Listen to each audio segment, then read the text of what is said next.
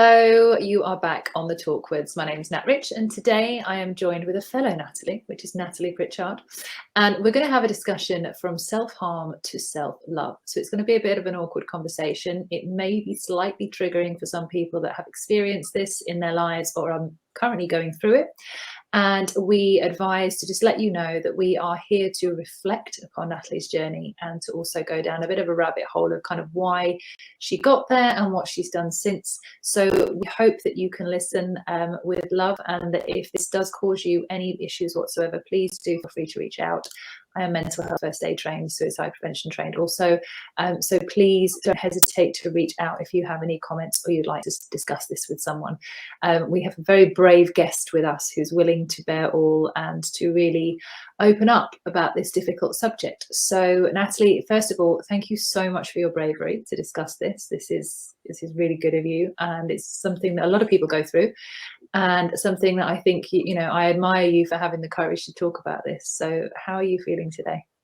I'm great today, thank you, Natalie. So I'm in Colwyn Bay at the moment, and this is the first time that I've actually spoken publicly about the subject. So I'm feeling a little bit nervous about opening up about it, but I'm glad that we're having this chat. And the main reason for me that I'd like to talk about it today is because I've actually got a friend going through the same issue. And it was only in talking to her that I decided it's probably time that I use my experiences and my journey. And I'm at that age now in the 40-something plus, where I think I've got enough experience, and I suppose it is courage to talk about it, because it is a very taboo subject, and it probably shouldn't be. There's a lot of awareness around mental health now, but everyone seems to term it as such a broad subject, and self-harm can take lots of different forms. But yeah, I definitely want to open up about what my journey was and how I've worked through it, and it's taken me a long time. So thank you for having me today. No problem. I admire the courage, as I said, and this is a matter that I experienced a lot of this when I was younger with a lot of friends, and it was confusing for me. Never really understood kind of why they did it, and there was multiple friends from young age upwards, from like 11 until we were kind of 20. I had a number of friends doing various acts regarding self-harm, and there wasn't enough awareness and attention around it, and I didn't understand or comprehend it, although I was supportive for them. I look back and I now have a deeper understanding, and I know that it's a very, very common process, and it does need to be talked about. So what we're going to go into today, it's a slightly awkward conversation, but it's hopefully going to shed some light, not only for yourself and the people that you know around you, but also for people that are listening, that are being affected by this in some way. So would you mind sharing kind of in terms of self-harm, could you go into more details of what the process actually was and is for you, and kind of the details on it, so we can get a bit better understanding?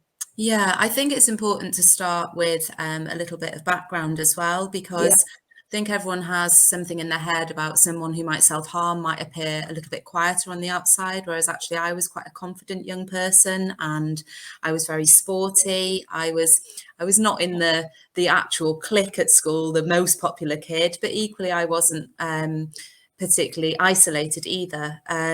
So for me, the self-harm started at the age of 14. So you were saying you knew children at the age of 11, but for me it was 14. And I believe it was a combination of things that led to what I would say was a perfect storm, which resulted in me self-harming. And actually, up until that age, I'd led quite a sheltered childhood. I've led a very privileged childhood. I went to the local private school. My parents worked really hard to get me to a point where they could afford to send me to a private school and have a really good education.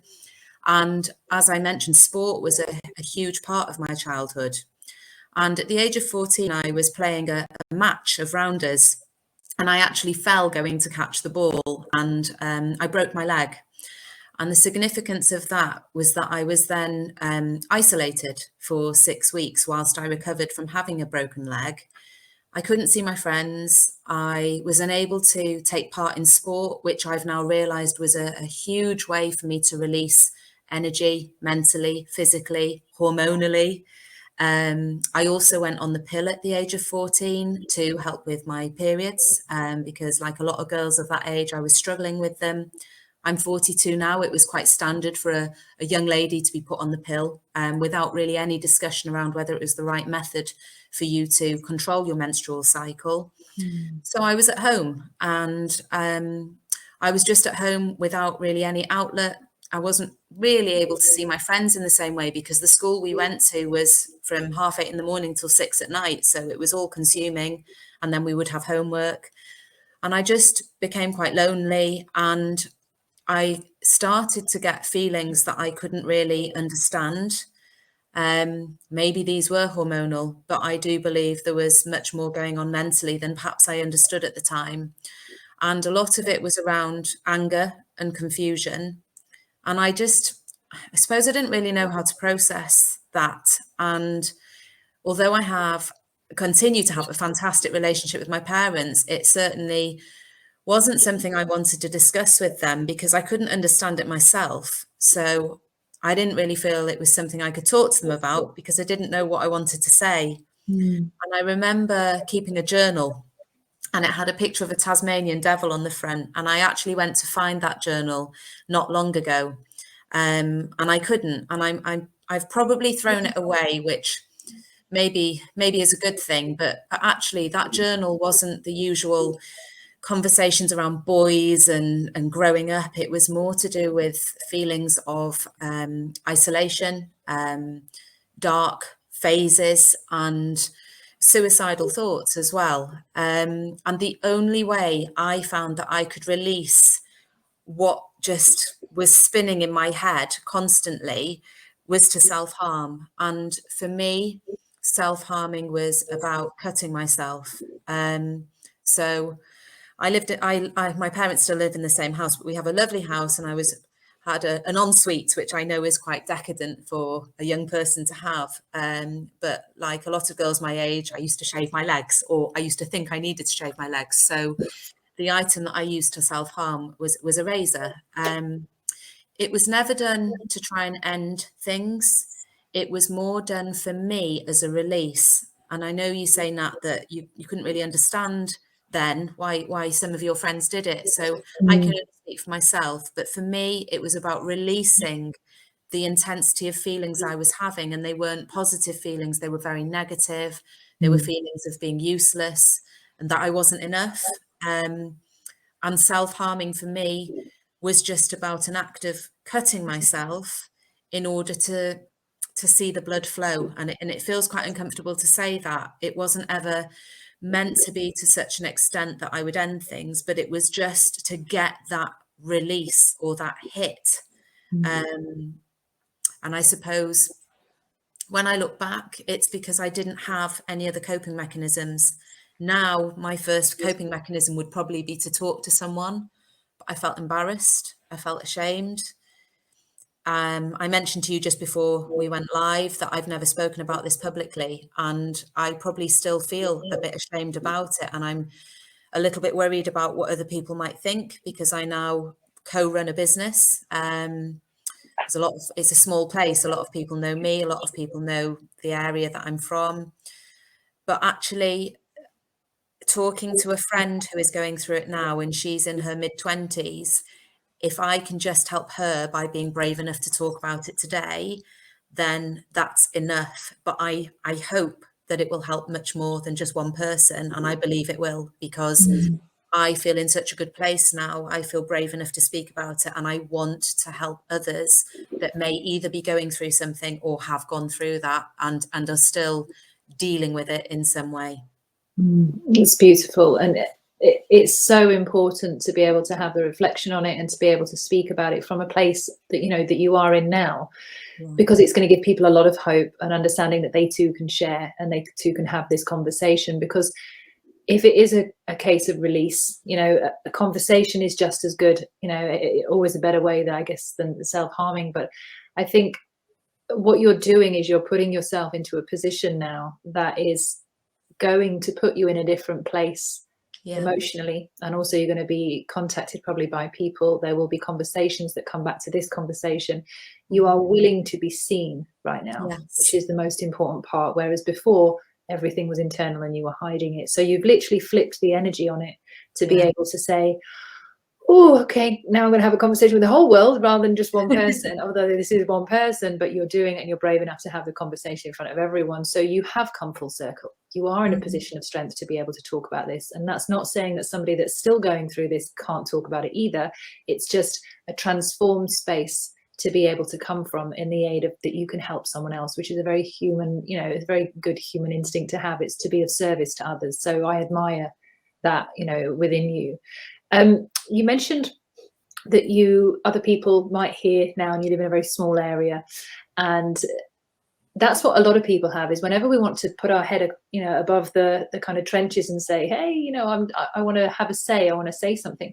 We are scared of our most immediate people. We are scared of the people around us judging us, because we want love at the core of everything that we do. We want to be loved. We want to have attention. We want to be admired in a healthy way.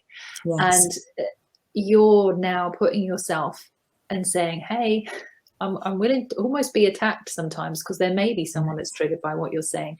There may be someone that's going to be like, I don't need to hear that, you're encouraging, or something, you know. It might be, you might have a negative response from putting your head out.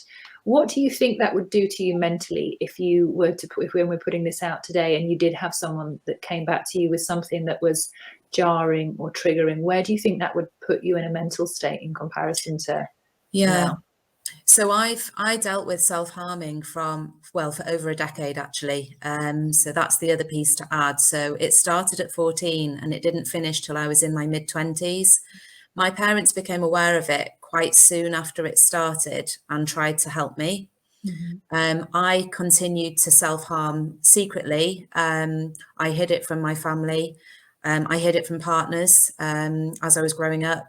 And it didn't really stop until I was in my mid-20s. And I was judged for it throughout that time by those I did choose to confide in, because I think if you haven't experienced it or you don't know anyone who's gone through it, then it is such a bizarre thing to say, yes, I'm injuring myself because that is how I'm choosing to deal with my emotions. And so there may be people that find this triggering or that are negative. And it's something I've really thought about prior to agreeing to do this interview, because the only reason I'm now in this position sat in front of you is because I do feel strong enough. And I know in my heart, I know in my head how I feel about myself.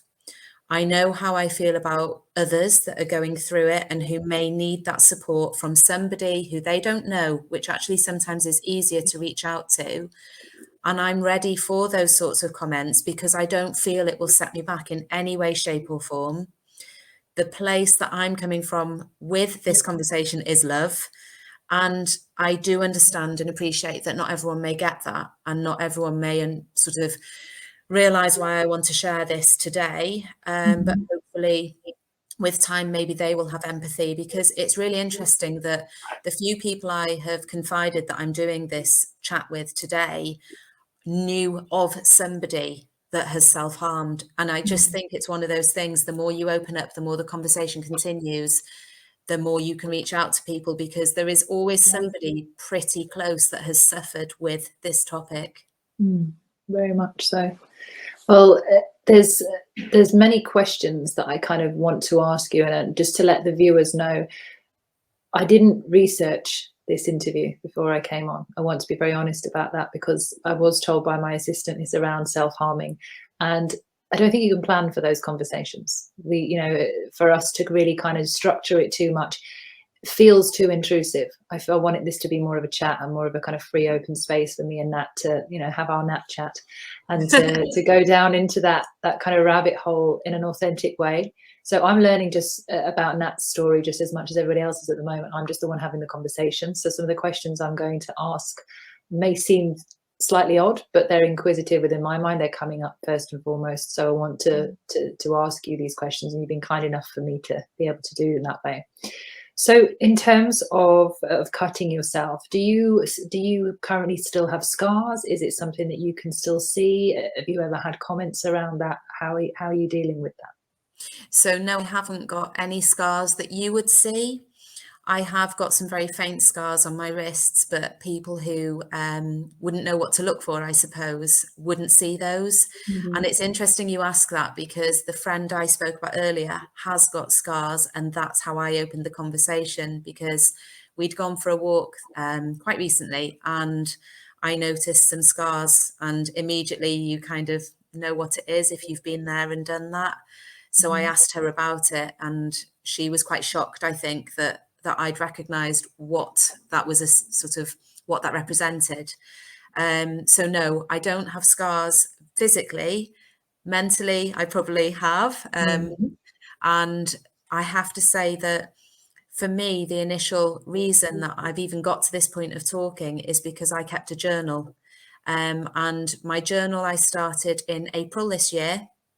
And I would like to recommend to people that may be struggling with their emotions, even if they're not a writer per se, that a journal is a really good way to get out of here onto a piece of paper what might be happening, and it stops it from spinning around.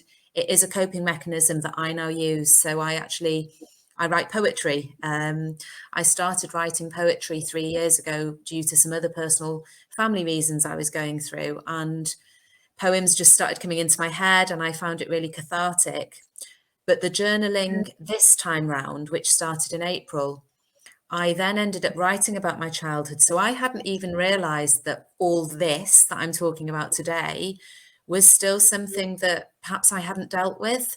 Mm. And it's only from journaling that I realized there was something still deep in here that needed to be addressed. And I ended up writing this piece around my journey from self-harm to self-love, Mm. and realized that I wanted to do more with it than just have it on that piece of paper.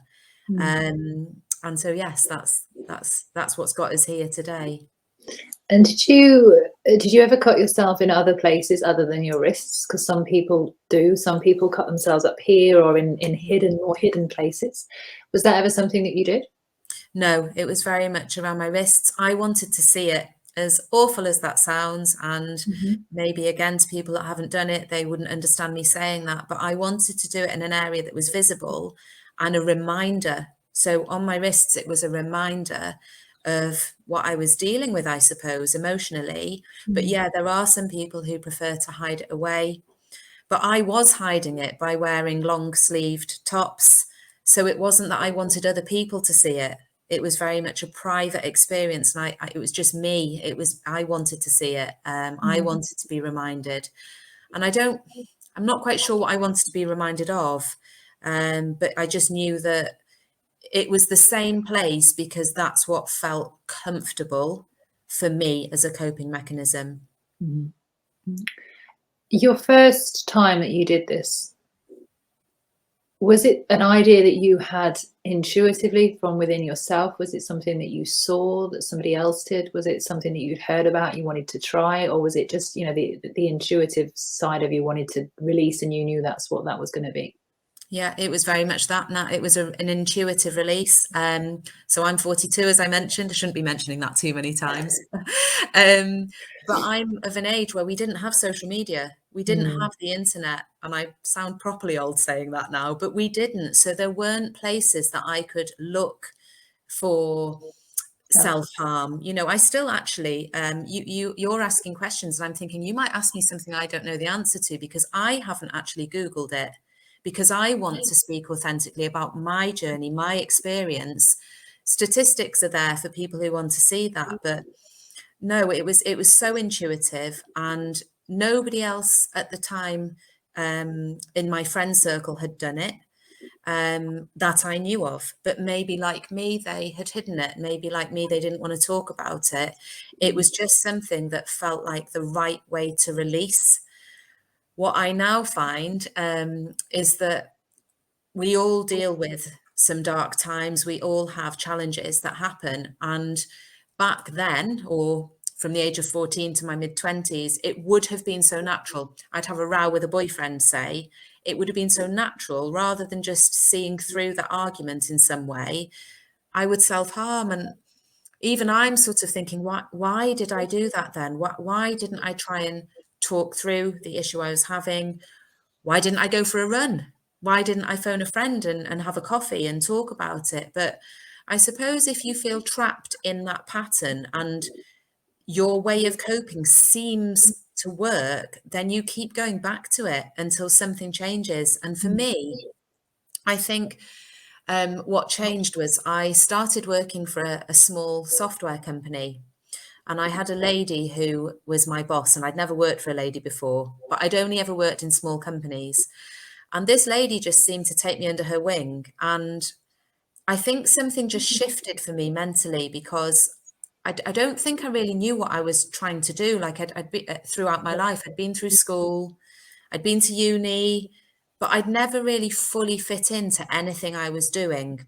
I was still confident and I was still quite open about my feelings, and probably from the outside, everyone would think, oh, she's fine, she's got her stuff, together. But actually, I don't really think I knew what my purpose was or what I wanted to do as a career. Felt quite lost. But then when I met her, which was at the age of 23, she gave me a really good sales role where I'd be traveling around the country. I was meeting loads of new people. And Nat, it just clicked. I found that the work I was doing in sales really suited me. I was good at it. And so all of a sudden, this mental shift started to take place where I felt good about myself. I knew that I was making a difference to her company. And it wasn't that one day I just suddenly thought, right, I'm not going to self-harm anymore. It just didn't happen. It just stopped happening. And I didn't feel the need anymore to go back to that coping mechanism. And I don't think she knows, well, she doesn't know that, because I don't think she even knew I was somebody that self-harmed. But I'm really grateful to her for that opportunity, because it took me to a different place. I was going to ask you, what the last time was and kind of how you stopped, but obviously you've just kind of gone into that. In terms of your parents that you mentioned, what was the reaction when they first did they find out when you were younger, and kind of how did they find out, and what was that like for you and for them? This is the bit I find quite tricky to talk about. We don't have to go there if you don't want to. I would like to go there because I think it's important that people who are experiencing it maybe know that people love them and there will be someone in their lives that cares. And my parents don't know that I'm doing this interview. And the reason I find this subject triggering is because I really vividly remember my dad finding out and my mum then finding out, and the confusion that they felt for why I was doing this. And I was still 14. I still had the broken leg, and I was actually asleep, and I thought that I had pajamas on that were down over my hands. And obviously in my sleep, they'd come back, and my dad had come to check on me, and he'd seen my wrists. And I remember him waking me and saying, what's going on? What are these marks on your wrists? And my dad isn't somebody that cries, but I remember him crying. And I remember them being so upset that this was happening, because I never wanted for anything that. I still have the most amazing parents. My parents are both still alive. I work with them. I work with my parents and my brother. We have a family business and we are super close. But I just know that I think there was just confusion, absolute confusion for them about why I was doing it. And I think a lot of people who are self-harming probably don't discuss it because they're scared at the reaction they may have. And I felt ashamed that I had put them in that position, and they just wanted to help then, but I didn't know how to be helped. I was a kid at the end of it. And they sent me to see a psychiatrist. But back then, mental health was so different to now. it didn't have the awareness it has today. And so the psychiatrist back then, I'm sure he was doing the job to the best of his ability, but actually he felt more like a headmaster. So he turned up, he had a clipboard, he asked me some questions that were on his clipboard, he wrote down the answers that I gave him. I got sent for tests for epilepsy, which I still don't really understand why those tests happened, but it must be something to do with the feelings of stress that they were trying to simulate. So I was told that I had to stay awake for 24 hours. I suppose that was to put my brain into a position of stress. And then I had a visit to a hospital where I had lots of electrodes fitted. And then I can't actually remember what happened then, but I know I was tested for epilepsy and it came back as negative.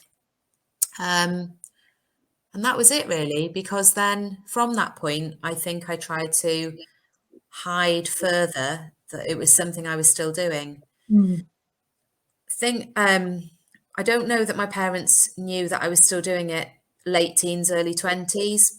Partners at the time did, so boyfriends at the time I would tell, because it's quite difficult to hide if you're then having an intimate relationship with somebody. And again, that was very much met with confusion and sometimes just annoyance, really, I think, by the person I was with, because there wasn't the understanding. There was quite an ignorance around it. And I sort of wrongly couldn't be bothered trying to explain myself, because it felt like something so private that I didn't really want to let anyone else into that world. But for my parents, it must have been absolutely devastating. And I know that some friends of my parents had a child that was also dealing with it for very different reasons to me. This person in later teens had lost someone to an accident, and she began self-harming, and they discovered that she was self-harming, and they actually asked my parents if they could speak to me about it because they were struggling to cope. So I do think there must be an awful lot of people out there who are dealing with it, whose families maybe don't even know. And I would love to be able to help them with a way to open up to their families so that they can then get some support as well. And it's funny, Nat, just as we were speaking about that and I got upset, it went really dark outside and it's really light. So I did think that. I was like, oh wow, we're getting a mood change from the weather. It was like a mood change for me, and I seemed to, I don't know, it triggered something in the clouds outside. So I'm sitting next to this really beautiful view at my home, and I just was really conscious that as I got upset, there were some clouds that passed by, and they were obviously reflecting my mental state at that moment in time. The universe works in mysterious ways. I definitely really agree with that. It's from my own reflection of what you're sharing, it's, we all have things that we're dealing with, and the word confusion kept coming up because I can only imagine that that's what parents must feel. I mean, I don't have children. I was a nightmare child. I'm very aware of that. I was a nightmare teen. My parents were confused at large on why I was so angry, and you kind of know the process that I went through. I never had any conversations around mental health or feeling or anger with any of my friends when I was younger. And some of them, like I said, were self-harming, and we'd go into the woods and they'd have drinks and then they'd be cutting themselves in the woods. And when we were all out on a night out, they'd kind of go off and sit on a bench somewhere or a tree somewhere and cut themselves. And then I'd always somehow be the one to find them, which was really bizarre. But it was also never discussed. Like, I look back now and it was like I used to just hug them and say stop, and I'd like wrap their wrists up and hold them and ask them if they were okay. And I think I told my parents maybe once or twice when it happened. Some of my friends, I don't know if we had any further conversations around it. And I think now there's much more support than there ever has been for this kind of thing. So the confusion isn't unjustified in the sense that there must still be confusion, but there's obviously a lot of solutions and a lot of help and a lot of support where we can now really understand why this happens on a deeper level. And there's a lot of people like yourself speaking out.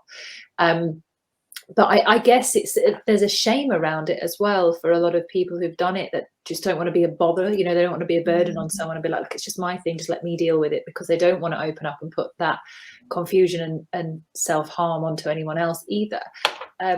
It's just very, your stories now making me think, why didn't I ever have any of those deeper conversations with my friends? And it just never dawned on us. But I think when you're that young, it doesn't though, does it? Because you just accept your friends for who they are. I had a friend who told me an awful story about how she thought she was pregnant, and so I won't actually discuss that because it's quite private to her, but she did something that I just thought, why did you do that? But then we didn't discuss it for much longer than a few minutes. And nowadays I would hope that, if I have a niece who's very, she's in her early 20s, and I would like to think that if somebody of her age was going through anything, that she could come and talk to me, or she would reach out to somebody. We say that there's much more awareness, and we say there's maybe less confusion nowadays, but I'm not sure there is, because I equally haven't Googled it prior to speaking to you. Yes, there are charities out there to help people with their mental health, but you hear a lot around the words mental health, but nobody is honing in on self-harming as a particular topic or version of mental health issues. And I'm not sure. I mean, so for me, some of the coping mechanisms that I have in place for difficult times, which maybe is appropriate to talk about. I was going to ask you this, what do you do now as at those times? Because we're talking about, things that maybe aren't there, so perhaps it's worth sharing what is there. But again, it's still quite a personal thing for me, but the difference being, writing for me is hugely important in my life. I do write. I've written a few books which are inspired by my little dogs that I mentioned to you before. But writing generally is something that I find really releasing. And I use the word release because that's why I used to self-harm. I turned to self-harm as a release. So writing is really good because it's unbelievable. I sometimes think when I've finished writing, and I always write using a pen and paper. I don't write on my phone. I don't write on a laptop. That's just a personal choice. Because cathartic, isn't it? Writing with a pen and paper. Yeah. And it's unbelievable what comes out, because I go into quite a sleepy state where the writing goes from being just a little bit of yada yada about the day and what I'm feeling. I actually start giving myself advice. So I start writing in the third person and talking to myself on the page in terms of how I need to help myself. And I read it back the next day, because I tend to write of an evening. And I read it back the next day and I'm like, I don't even remember writing that. Because who is that wise person in my head? Sleep mode, yeah, exactly. And it's brilliant because it then sets me up for the next day. Doesn't always happen like that, but it's really magical when it does. So writing is important. We have a mutual friend, a lady called Faye, who I met a couple of years ago, and actually, just before I talk a bit more about coping mechanisms now, I want to just go back, because I recently went through quite a dark time from Christmas till now. And had it been 20 years ago, then self-harming might have come back into being a coping strategy. But actually, the reason I think I went to that dark place not so long ago is I came off the pill at the age of 38. Not to have children, I don't have children either, but to have foot surgery. And I needed to come off it to reduce the chances of clotting. I'd been on it from the age of 14. It's a long time to be synthetically pumping yourself full of artificial hormones. And no one really prepares you for coming off the pill. No. So the surgeon said to me, you need to come off the pill because we need to reduce your risk of clotting with you having foot surgery. I came off the pill and oh my word, now my head went into a spin. And for 2 years, I was like having brain fog. I didn't know if I was coming or going. That combined, so that was at 38. I was dreading hitting 40, really struggled with that. I then went to Ibiza with my mum for a yoga retreat, which was amazing. But I met this very special lady called Faye. and she did a Reiki treatment on me. And I remember coming back from Ibiza, having had this Reiki treatment, and I remember walking into my living room, and I don't know why, but everything felt different, but everything was the same. But it was me that was obviously different. And whether my frequency had been realigned, I don't know, because it was my first Reiki treatment. But ever since then, I felt different. And Your perception. Pardon that? Your perception. Yes, my perception. Clearer vision. Mm. Yes. And from that point, which was 2 years ago, things actually changed, but actually almost at Christmas time just gone, they got to a point where I was struggling to cope. And so the writing came forward. I got back in touch with Faye to have some more treatment from her. So I had some energy healing sessions from her. I started to follow a more spiritual route, which is really new to me. So I practiced yoga every day in lockdown because yoga was something I was fairly new to. But like a lot of people in lockdown, I had a little bit more time and I was working from home. So I started doing yoga every day, and I started just becoming much more in touch with my own self and what I need.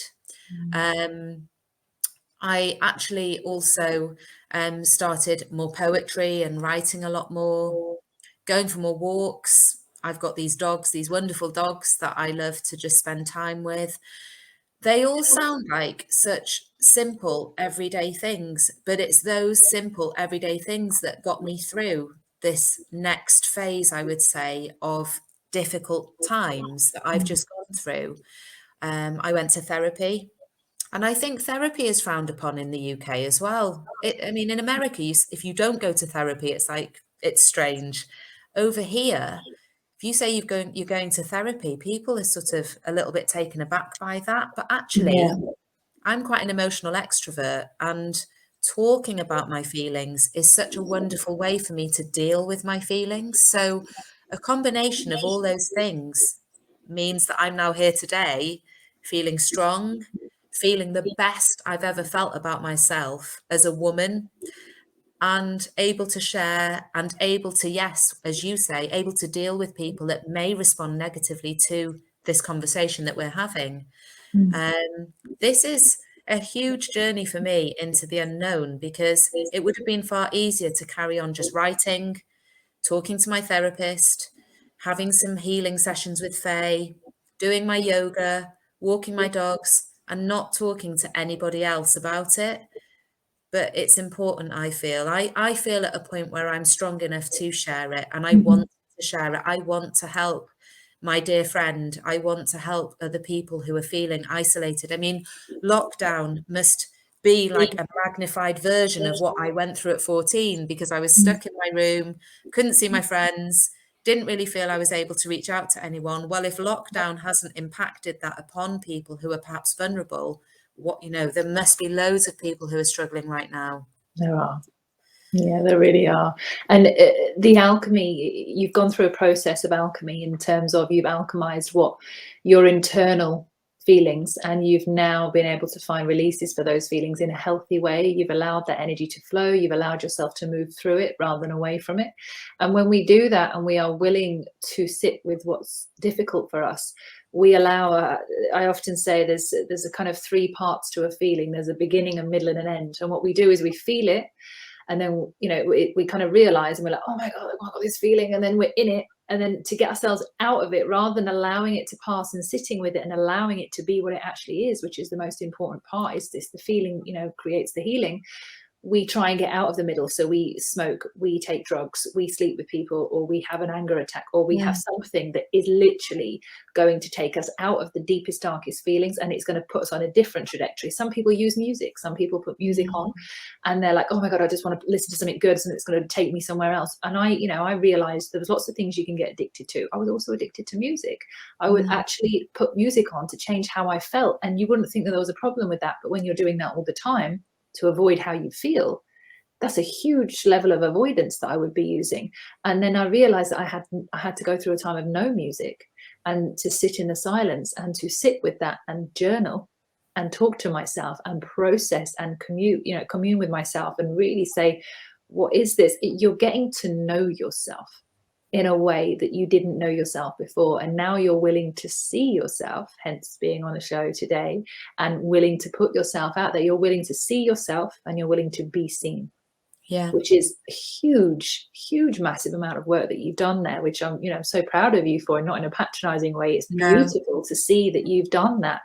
But you're now at a point where you've done it so much, you want to continue to help others, and we're here to be of service.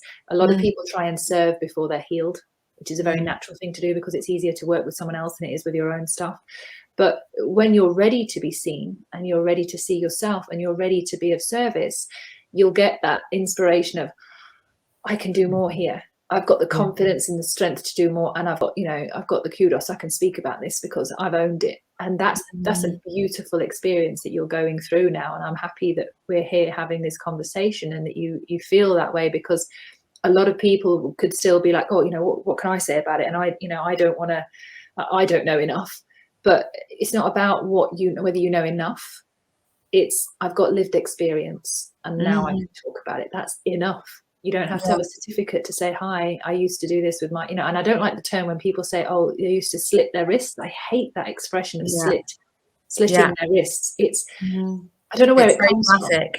I think it's very sensational as well, isn't it, to use that terminology. And I think you're so right with what you've just said, because I think probably, even though I thought I had dealt with it by my early 20s, that actually I spent another 20 years running away from whatever I thought I was, because I didn't deal with it.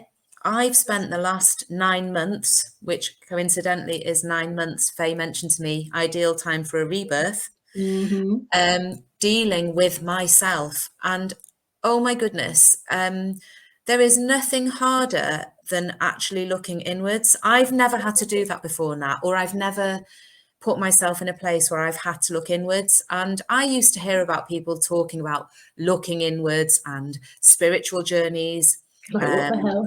journaling. And I just think, I could not relate to it. And I probably wouldn't give it enough time to try and understand it. And maybe I was fortunate that friends also didn't have to go through it, so I hadn't had to go through it with them.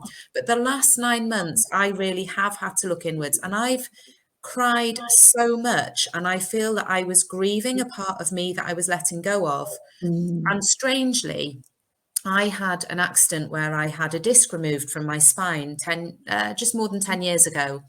And it was exactly the same point that I was moving back to my family business. And I really believe the combination of something happening here, the throat chakra, which again, I would have been like, what are you talking about chakras for? But the throat chakra, communication, coming back to the family business where I lost my identity as this really good salesperson to suddenly being in a role where I knew what I wanted to achieve by moving back to the family business. I'd done it from a place of love.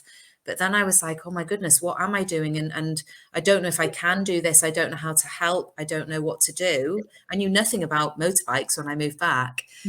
Think probably I have been running away from myself for 20 years. And you sort of said that. You said that, until you get to a point where you look inwards and you start to accept who you are and you start speaking from here. And as a salesperson, it's very easy just to talk from here and kid yourself, never mind talk to other people. You can sell yourself that you're okay, and you buy into it, and you're like, I'm fine.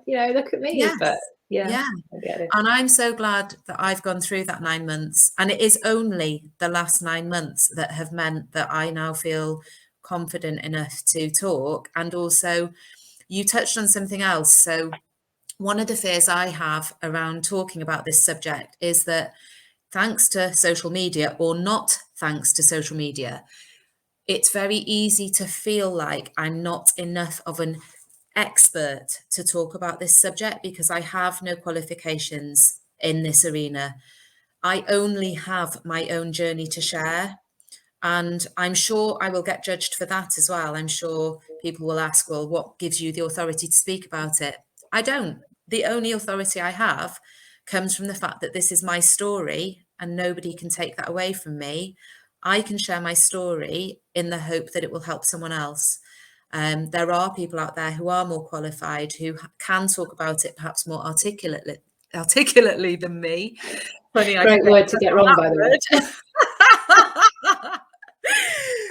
But actually, I just want to share my story. And if that's enough for somebody else, just to hear a fellow previous sufferer talk about it and share perhaps something more positive today, then great. That's what I want from today. And look at the sun shining on you right now I as you've know. got to the me. I'm loving these clouds with you today. They're so in sync. They're doing This is things, brilliant. aren't they? They're doing, it's like a little light show. And I've actually, somebody, you know, I said to you, I've got a golden doodle. Yes. She's just heard me giggling, and she's now decided it's time for her to make her appearance. Do you want to meet Boo Yes, Bear? bring the dog on, of course. I'm such a dog fiend. Let me just grab the dog, because she's obviously sensed the energy. Oh, look. Hello. What's this one called? This is my golden doodle poodle, and she's called Boo Bear. She's 12 months old. God. And the sun's come out for her too. She's my little ray of sunshine. These cockapoos and poodles, doodles, whatever they are. Everyone's got one. They are the cutest, most amazing, gorgeous dogs. I'm just going to pop her down. So sweet. They are so sweet. Yeah, I live in Devon, and they're everywhere. Yeah, they are. They're very common, but they're common for a reason. They just are so loving. They're beautiful. Their energy is great, isn't it? It is. It's fantastic. Really good. I want to say that it's so good for you to be able to speak about this. You're doing such an amazing thing by sharing your experience, and I know it's difficult. I've been through many things myself. To come out talking, it's not easy to do, although it might look like it to some people. It takes a shift within your own self to be able to be confident enough to speak about the part of you that you've been hiding for a long time. So thank you so much for sharing this today. And I know that when we put this out, I'm sure there's going to be people that are going to resonate with this, that are going to need to hear this, that are going to understand it, that you're really going to find yourself within this as well. It's after this, there's a whole alchemy process after this, because you've just shared everything, which is beautiful. But now you're going to go away and be like, did I say that? Or is it, oh God, why did I? Yeah, no, that's okay. No, but so it's to really notice after this interview, after this chat, how you feel and how far you feel you've come as well, because this is, you're still processing, but you're willing to share that, where most people try and be perfect before they actually talk about something. We don't need perfect people. We need real ones. And you are definitely on the authentic path. So thank you so much for sharing it. Thank you for having me, Nat. It's been a pleasure to talk to you and to share my story. So thank you very much for giving me that opportunity. No problem at all. So for anybody that is listening out there, we do hope this has helped in some way. If you have any questions, please be kind, put them in the comments below, and we will do our best to get back to you. If you need to reach out for any reason, you can also contact me on my email address, which I will also put underneath. If you'd like to speak to the other Nat, the two Nats, if you'd like to speak to the other Nat today, then also just let me know and I will forward that information on.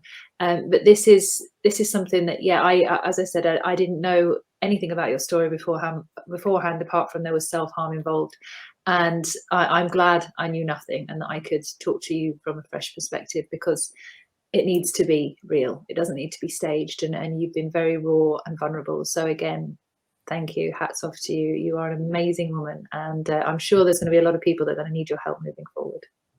Thank you, Nat. Thank you very much. No problem. So if you stay there, for everyone else at home, if you liked this, please like and subscribe. Do let us know how you feel, and we hope you are safe and well, and we'll see you on the next one. Bye for now.